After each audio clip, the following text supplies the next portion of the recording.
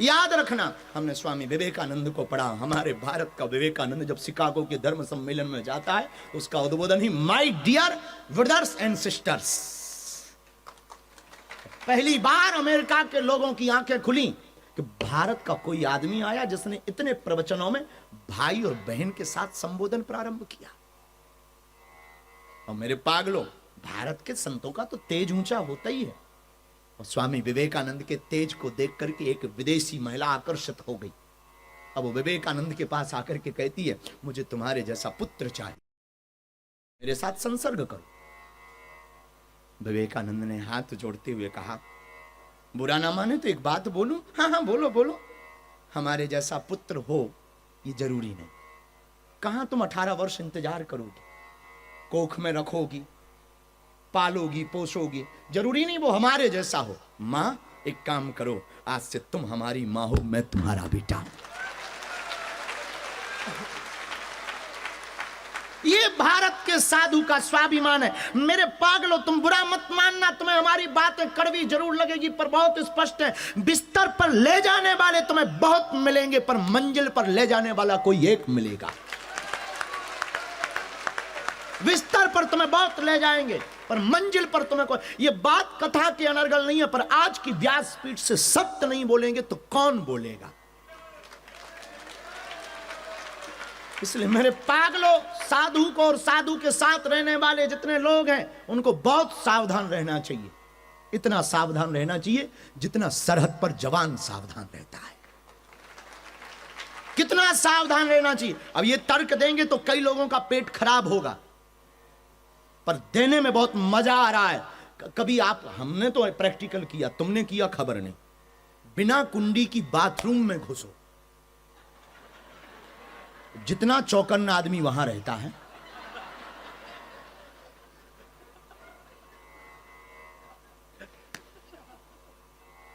और पब्लिक की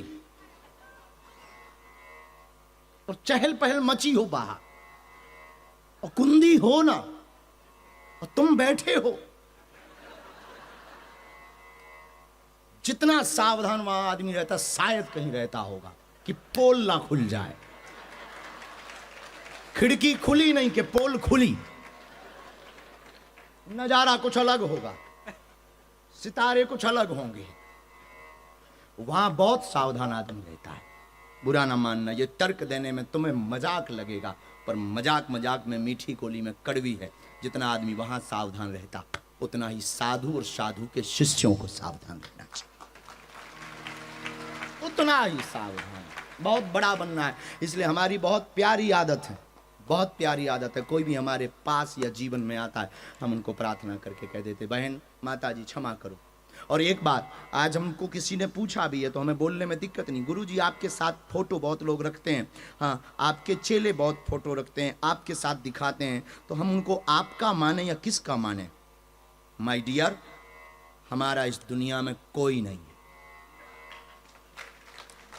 हमारे सिवा, और भरोसा भी मत करना, उसके जिम्मेदार तुम स्वयं हो गए, क्योंकि हमारी जिंदगी में केवल हमारी गारंटी है। हम अपनी गारंटी ले सकते, वो भी गुरु कृपा से, अपने बल पे नहीं ले सकते, गुरु कृपा से, क्योंकि नाम बदनाम करना बहुत आसान है। इसलिए मेरे पागलों, खैर ये बात तो बहुत मजे की थी, पर हम आपको सावधान करना, सावधान बहुत। तो भक्ति में अहम और संसार में वहम बहुत खतरनाक। संसार में भ्रम और भक्ति में अहम बहुत खतरनाक है। इसलिए भक्ति के मार्ग में तुमको अगर चलना है तो बहुत सावधान रहो, और याद रखो, तुम तब तक भगवान को नहीं पा सकते जब तक तुम अपने आप को भूलोगे नहीं। ईश्वर को पाने का एक रास्ता है, पहले तुम अपने आप को भूलो। यूनान की एक कथा है, बहुत प्रसिद्ध कथा है। यूनान के एक दार्शनिक ने लिखा कि यूनान में उस जमाने में एक बहुत प्रसिद्ध मूर्तिकार हुआ, बहुत प्रसिद्ध मूर्तिकार, और उसने ऐसी ऐसी मूर्तियां बनाई कि लोग जीवित समझते थे। उस मूर्तिकार को यूनान का एक दार्शनिक कहता है कि एक ज्योतिषी मिला और उसने कहा कि इस तारीख को तुम्हारी इतने बजे मौत है, और उस मूर्तिकार ने मौत को चकमा देने का प्रण लिया, और उस मूर्तिकार ने अपने जैसी 10 मूर्तियां बनाई। हूबहू एक जैसी। और जब मौत का टाइम आया तो वो उन मूर्तियों के बीच में जाके खड़ा हो गया। यूनान का दार्शनिक कहता है कि वो मौत जब उसके घर पर दस्तक दी तो सच में मौत चकरा गई कि यहां तो एक जैसे 10 आदमी, मुझे ले एक को जाना है, इसमें असली कौन है और नकली कौन है। और इसने श्वास रोकने का अभ्यास शुरू कर दिया था, तो श्वास रोक के खड़ा हो गया। मौत लगभग 1 घंटे तक खड़ी रही, वापस भगवान के पास गई, भगवान से बोली कि आज पहली बार पृथ्वी के किसी आदमी ने चकमा दिया। अब यह बात अलग है कि वो आदमी हो सकता है सिडनी का हो, यूनान में था, पूर्व जन्म में हो सकता तुम लोगों के बीच का। लोग कहते हैं कि भगवान ने उस मौत को कान में एक बात बोली कि ये जाकर तुम वहां बोल, पता लग जाएगा असली कौन है और नकली कौन। और यूनान की वो प्रसिद्ध दार्शनिक की कथा कहती है कि वो आया, मौत आई, वो फिर खड़ा था श्वास रोके हुए। मौत जब चली गई तो उसने श्वास छोड़ा और फिर से जैसी आहट सुनी तो फिर से श्वास भर ली और ठहर गया।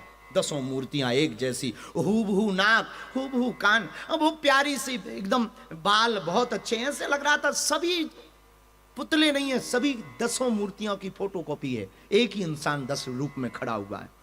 मौत आई और मौत ने 10 को देखा और थोड़ा पीछे हटी और पीछे हट करके बोला और तो सब ठीक है, एक भूल रह गई। तो जो असली वाला था तुरंत बाहर निकल के बोला क्या भूल रह गई। मौत बोला ये मूर्तियां तो बहुत प्यारी हैं पर एक भूल रह गई। तुरंत जिसने मूर्ति बनाई थी वो बाहर निकल आया कि क्या भूल रह गई बता। मौत बोली एक ही भूल रह गई कि तू मैं को भूल गया, तू मैं को भूल रहा। मतलब मूर्तिकार से मौत कहती है कि तूने सब कुछ बनाया पर यह वहम रह गया कि मैंने बनाया, बस यही वहम तुझको पकड़ने के काम आया है। और मूर्तिकार फेल हो गया, मौत ले गई। मेरे पागलों, इस कहानी का आशय यह है कि अगर मैं शब्द जिंदगी का हट जाता उस मूर्तिकार के जीवन से तो शायद वो मौत को चकमा दे पाता, पर ऐसा संभव नहीं है। लेकिन मेरे पागलों, तुम्हें तो अपनी जिंदगी में मैं को हटाना पड़ेगा। अगर तुम मैं को हटा दोगे तो हम गारंटी के साथ कहते हैं कि तुम मर जाओगे पर तुम नहीं मर पाओगे। तुम्हें कोई मार नहीं सकता। मैं खत्म होते ही कहानी खत्म हो जाती है। मैं खत्म होते ही आदमी का अस्तित्व अलग हो जाता है। मैं खत्म होते ही व्यक्ति की जिंदगी एक नई रास्ते पर चलने लगती, दौड़ने लगती। मैं खत्म होते ही व्यक्ति का व्यक्तित्व बहुत बड़ा हो जाता। मैं खत्म होते ही इंसान बहुत ऊंचा हो जाता। मैं खत्म होते ही प्रबुद्ध हो जाता। मैं का मतलब, खत्म होने का मतलब ही है जागना। अंग्रेजी में कहें तो एनलाइटेड होना। मैं खत्म होने का मतलब आत्म साक्षात्कार। मैं खत्म हुआ नहीं। और मेरे पागलों, तुम जिंदगी के प्रत्येक क्षण को फेंक रहे हो, बहा रहे हो, जिए जा रहे। जो तुम्हें खाने को मिल रहा खाए जा रहे, कमाए जा रहे। बुरा ना मानना, तुम्हें कमाना चाहिए, हम इसके भी विरोध में नहीं है। हमने कल तुमको सूत्र दिया था कि ऑस्ट्रेलिया और विश्व में रहने वाले लोगों, हमारी कथा को सुनते हो तो हम तुमसे प्रार्थना करें। हम तुम्हें सन्यासी नहीं बनाना चाहते हो, हम सन्यासी बनाने के पक्ष में भी नहीं है तुम्हारे। हम तुमसे कहना चाहते तुम जितने गृहस्थी हो सको उतने रहो, पर तन से संसारी रहो, मन से सन्यासी रहो। तन से तुम संसारी रहो पर मन से तुम सन्यासी रहो। मन से तुम सन्यासी होगे। एक बात और, वहम जिंदगी में बहुत, भ्रम जिंदगी में बहुत खतरनाक होता है।